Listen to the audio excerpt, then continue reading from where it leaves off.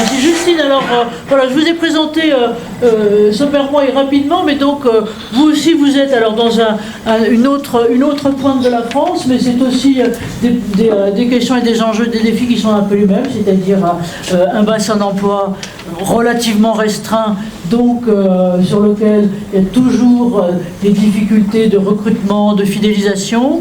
Vous avez aussi, comme dans un certain nombre d'ateliers de production, vous avez des tours de main et des emplois spécifiques qui ne sont pas aisément remplaçables, je vais dire, notamment par n'importe qui.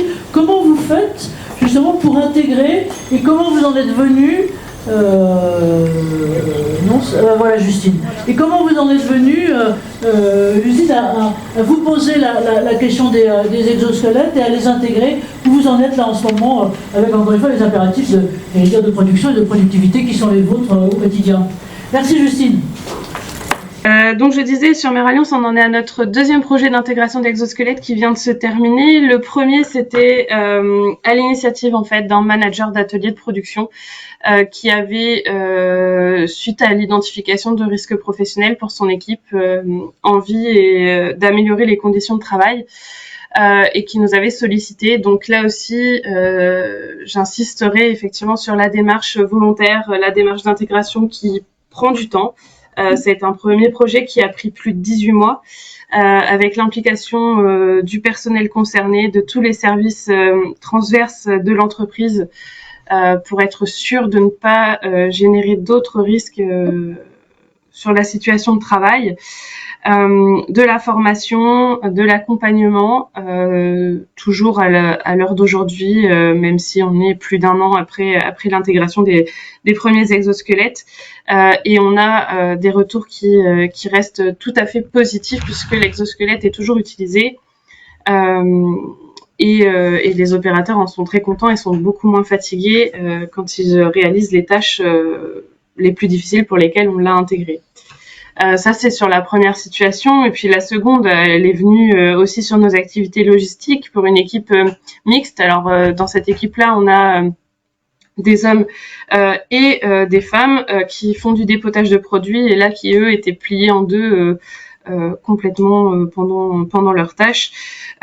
Et eux, on leur a trouvé un exosquelette qui leur permet à la fois de soulager la tâche contraignante, mais aussi le dos tout au long de la journée de travail. Donc là, on est plutôt sur une phase individuelle d'analyse de poste de travail que sur du collectif comme sur le précédent projet.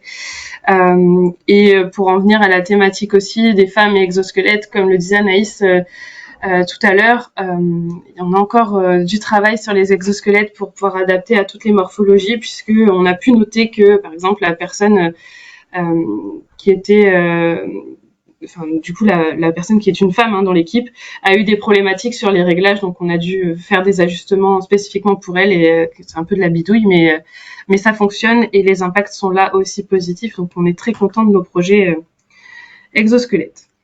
Voilà.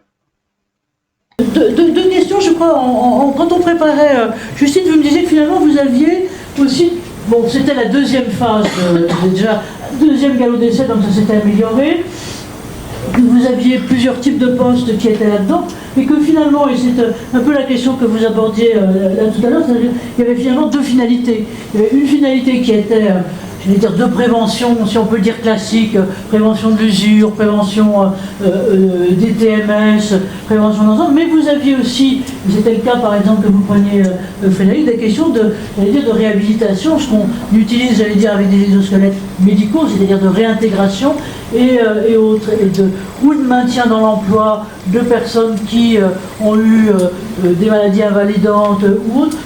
Comment ça se présente? D'abord, question pour Frédéric et puis après pour Justine. Est-ce qu'il y a une différence dans l'approche des problématiques, j'allais dire, on va pas dire sur les deux segments, mais en tout cas sur les deux types de profils différents de personnes et de cas? C'est complètement, en fait, c'est différent complètement, puisque dans la première catégorie de personnes, le handicap, on répond aux besoins de la personne. On essaye de compenser le handicap, lutter contre la désinsertion. La deuxième, la prévention primaire, c'est pas la même conception de prescription. Cette fois, on recherche les emplois les plus exposés à des risques de troubles musculo-squelettiques et on essaye de rechercher les volontaires. Là, c'est pas une demande de l'agent, on recherche les volontaires. Dans notre cas, c'est des demandes d'accompagnement, trouver des solutions pour continuer à travailler sur souvent les mêmes tâches.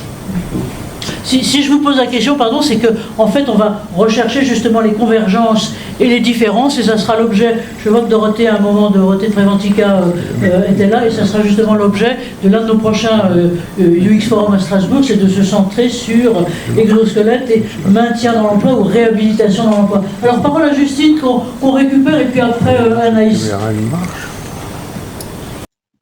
Du coup, chez nous, ça a été... Pardon, véritablement plus sur la partie prévention et